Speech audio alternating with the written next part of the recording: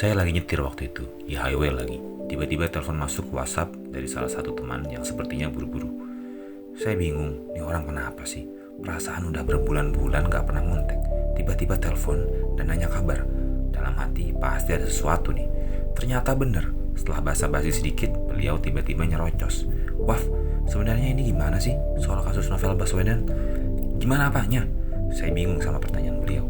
Maklum, udah setahun lebih di Aussie, saya gak seintens waktu masih di Indonesia baca berita negeri sendiri. Masa hukumannya cuma 1 tahun? Gila banget deh. Hah? Cuma 1 tahun? Kok bisa ya? Emangnya sudah putusan?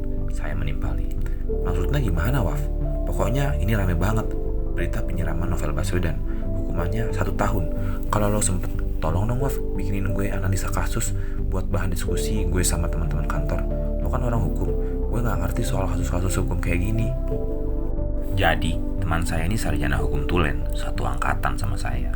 Tapi waktu kuliah dulu, boro-boro masuk kelas.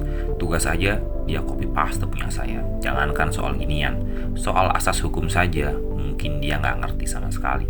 Tapi sebagai pengusaha yang sudah lumayan sukses, dia harus bisa nampang dong kalau di depan teman-temannya. Haduh, mau ngakak kan jadinya. Akhirnya, saya baca berita tentang kasus ini. Ternyata yang 1 tahun tadi, itu tuntutan jaksa. Kemudian mulai berkembanglah pencarian saya. Hingga foto JPU kasus Novel pun tersebar luas di dunia maya. Sampai-sampai akun IG fake jaksanya pun tiba-tiba bermunculan.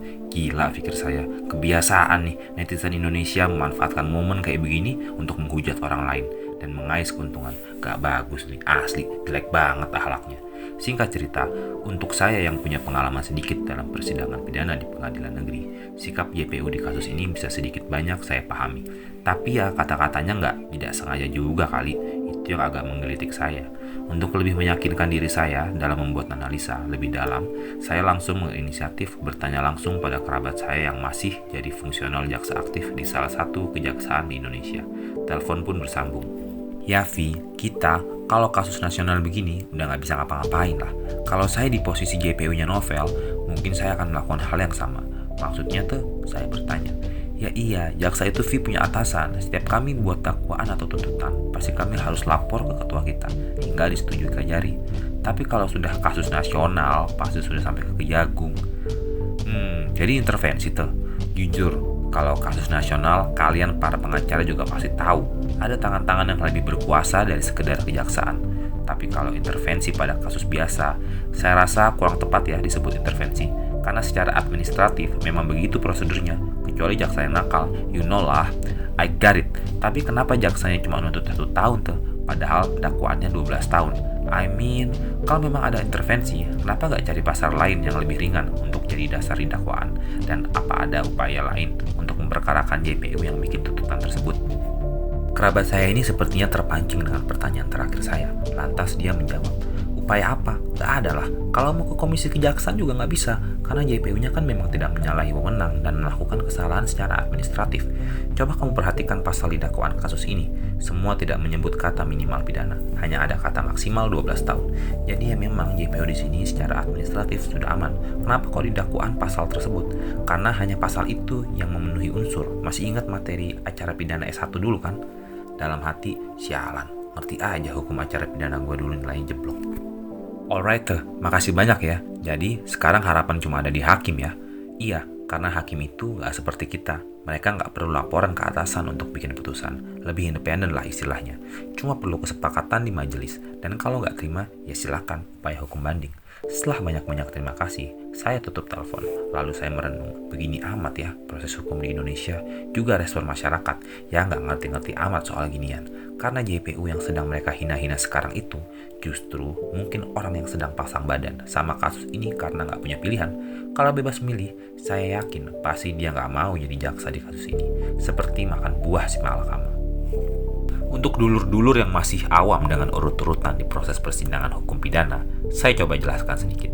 Jadi proses dakwaan itu adalah di mana jaksa membacakan pasal-pasal yang relevan terhadap tindak pidana yang dilakukan oleh terdakwa.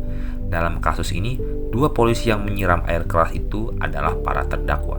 Dalam dakwaan itu sendiri, ada beberapa pasal yang didakwakan, kadang juga berlapis dakwaannya. kalau tindak pidananya memenuhi unsur di beberapa pasal sekaligus.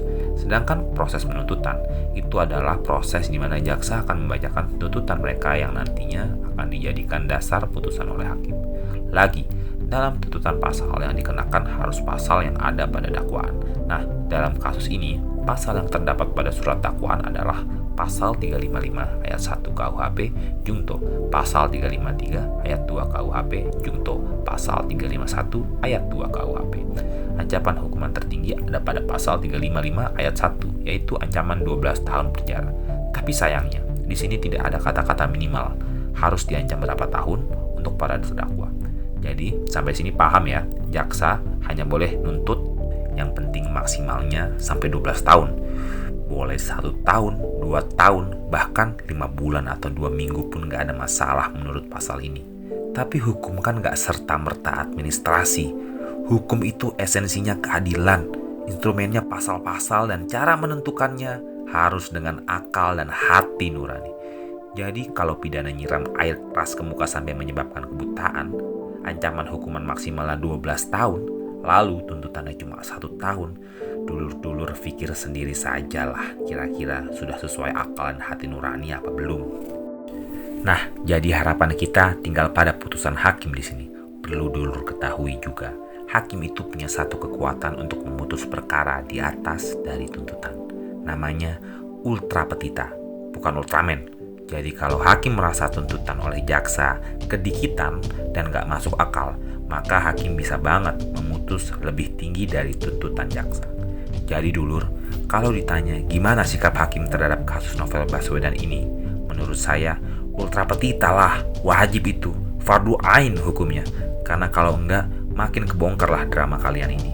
Walaupun kita memang harus selalu membuka semua kemungkinan, karena jangan-jangan loh ya, 2 terdakwa di kasus Pak Novel Baswedan ini cuma pasang badan untuk aktor intelektual di belakang kasus ini. Dalang dari segala drama yang gak ingin pemberantasan korupsi di Indonesia berjalan lancar. Dalang yang menjadi teman para koruptor, atau mungkin koruptor itu sendiri. Yang cepat atau lambat pasti kena batunya juga, dan gak mungkin bisa lepas dari hukuman Tuhan. Yang kalau kata malaikat mungkar nakir, ayo pulang lewat mana lo, gak bakal lolos dia lo.